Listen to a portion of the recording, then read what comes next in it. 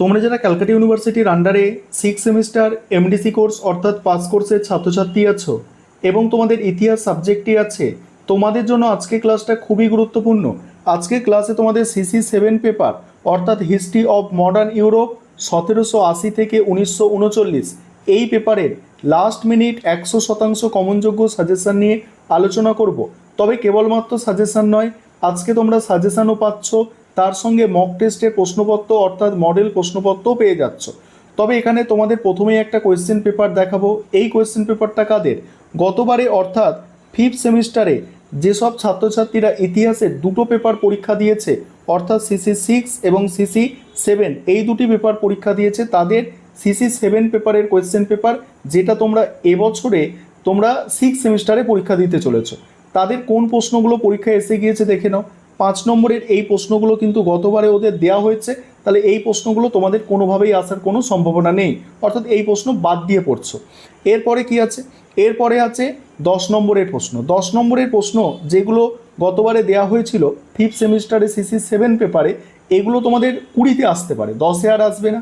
এবং গতবারে যেগুলো 20 নম্বরের দেওয়া হয়েছিল এই প্রশ্নগুলো, এগুলো কিন্তু তোমাদের 10 নম্বরে আসতে পারে। আশা করি এই বিষয়টা বোঝাতে পেরেছি। এবারে তোমরা সাজেশান এবং মক টেস্টের প্রশ্নপত্র দেখে নাও। এবারে তোমরা প্রথমে সাজেশান দেখো, তারপরে মক টেস্টের প্রশ্নপত্র দেখো। ফরাসি বিপ্লবে দার্শনিকদের অবদান, এই প্রশ্নটা গতবারে 20 নম্বরে এসে গিয়েছে, এটা 10 নম্বরের জন্য তোমরা তৈরি করছো। পরের প্রশ্ন আছে ফ্রান্সের অভ্যন্তরীণ সংস্কারের ক্ষেত্রে নেপোলিয়নের সাফল্য মূল্যায়ন, অর্থাৎ ফ্রান্সের অভ্যন্তরীণ সংস্কারে নেপোলিয়নের যে অবদান, এটা গতবারে এসেছিল 10 নম্বরে, এবারে তোমরা বড় প্রশ্ন অর্থাৎ 20 নম্বরের জন্য দেখছো। তারপরে 1933 থেকে 1939 সালের মধ্যে হিটলারের বৈদেশিক নীতি মূল্যায়ন করো। এই নীতিকে দ্বিতীয় বিশ্বযুদ্ধের জন্য কি দায়ী ছিল এই নীতি? খুবই গুরুত্বপূর্ণ প্রশ্ন। পরের প্রশ্ন জার্মানির ঐক্য সাধনে প্রসঙ্গে বিসমার্ক ও প্রাসিয়ার ভূমিকা, মোস্ট ইম্পর্টেন্ট প্রশ্ন। পরের প্রশ্ন আছে ব্রিটেন ও মহাদেশীয় ইউরোপের শিল্পায়ন প্রক্রিয়ার মধ্যে পার্থক্য নির্ণয় করো, মোস্ট ইম্পর্টেন্ট প্রশ্ন। তারপরের প্রশ্ন যে দুই বিশ্বযুদ্ধের অন্তর্বর্তীকালে গৃহীত তোষণ নীতির সমালোচনামূলক মূল্যায়ন করো। পরের প্রশ্ন ইটালির ঐক্য সাধনে মাৎসিনি, গ্যারিবল্ডি ও ক্যাবুরের ভূমিকা, এটা গতবারে 10 নম্বরের এসেছিল, এখানে 3টে দিয়ে এবারে 20 নম্বরের আসতে পারে, বা যে কোনো দুজনের দিয়ে 20 নম্বরের আসতে পারে। প্রশ্নটা পরীক্ষায় আসবে একদমই, কিন্তু এটা নিশ্চিত। তারপরে দেখো, তারপরে কি আছে? তারপরে আছে 1929 থেকে 1933, ঠিক আছে, ভালো করে দেখো। 1929 থেকে 1933 সালে মহামন্দার প্রকৃতি ও তাৎপর্য আলোচনা করো। তারপরের প্রশ্ন আছে ফ্রান্সের সংবিধান সভার কার্যাবলী আলোচনা করো, মোস্ট ইম্পর্টেন্ট প্রশ্ন। পরের প্রশ্ন আছে 1917 সালে বলশেভিক বিপ্লবের প্রেক্ষাপট ও গুরুত্ব আলোচনা করো। নেক্সট যে প্রশ্ন আছে যে 1870 থেকে 1914 পর্যন্ত সময়কালকে কেন সাম্রাজ্যবাদের যুগ বলা হয়, এটা গতবারে 20 নম্বরে এসেছিল, এবারে এটা 10 নম্বরে আসতে পারে, তবে আমার মনে হচ্ছে না এটা খুব গুরুত্ব থাকছে এবারের জন্য। তারপরের প্রশ্ন আছে ভার্সাই সন্ধি কিভাবে দ্বিতীয় বিশ্বযুদ্ধের প্রেক্ষাপট সৃষ্টি করেছিল, এটা 10-এর জন্য তোমরা রেডি করবে। পরের প্রশ্নগুলো দেখো, পরে কিছু এক্সট্রা প্রশ্ন দেওয়া আছে, ঠিক আছে, মোস্ট ইম্পর্টেন্ট প্রশ্ন যেগুলো তার পাশে স্টার দিয়ে চিহ্নিত করা আছে। ফ্রান্সের সন্ত্রাসের শাসনের একটি মূল্যায়ন করো। তারপরে দেখো ইটালিতে ফ্যাসিবাদের উত্থান এবং জার্মানিতে নাৎসিবাদের উত্থান বিশ্লেষণ করো। তারপর দুই বিশ্বযুদ্ধের মধ্যবর্তীকালীন সময়ে সোভিয়েত ইউনিয়নের সমাজতান্ত্রিক পুনর্গঠন কর্মসূচি আলোচনা করো। পরের প্রশ্ন আছে স্পেনের গৃহযুদ্ধ কি দ্বিতীয় বিশ্বযুদ্ধের পটভূমি তৈরি করেছিল, আলোচনা করো। তারপরে একটা প্রশ্ন আছে দেখতে পাচ্ছ তোমরা। এবার 5 নম্বরের প্রশ্ন দেখো কোনগুলো করবে ভালো করে।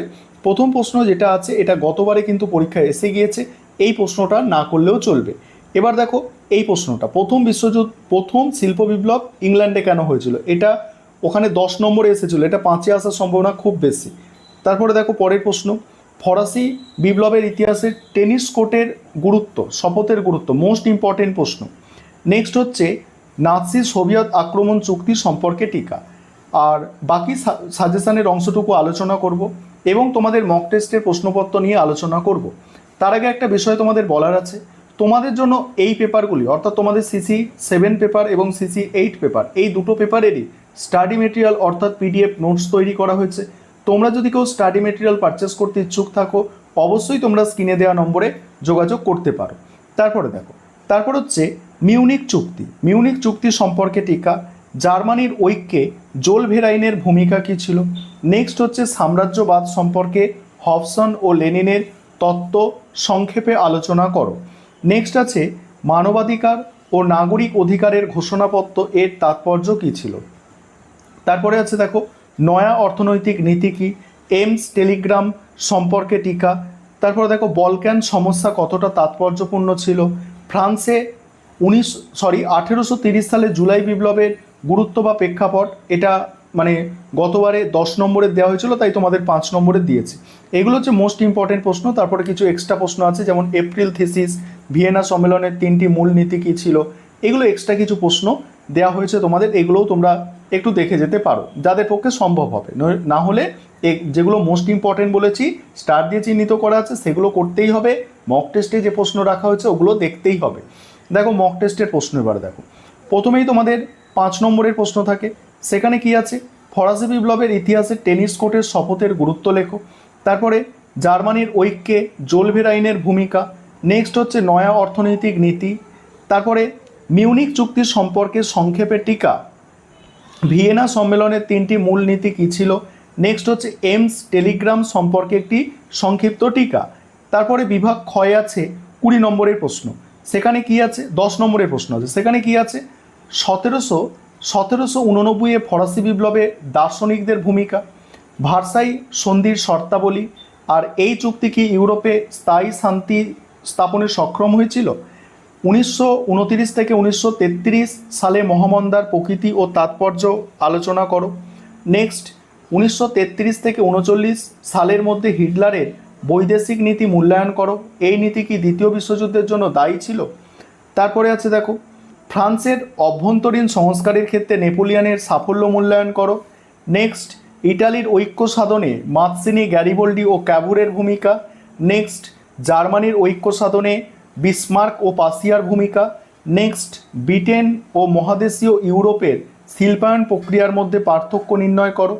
এবং তারপরেই দেখছো তোমাদের গ্রুপ এ, তোমরা যারা ইংলিশ ভার্সানের স্টুডেন্ট আছো তোমরা দেখে নাও সম্পূর্ণ মডেল প্রশ্নপত্রটা অর্থাৎ মক টেস্টের প্রশ্নপত্রটা দেখে নাও।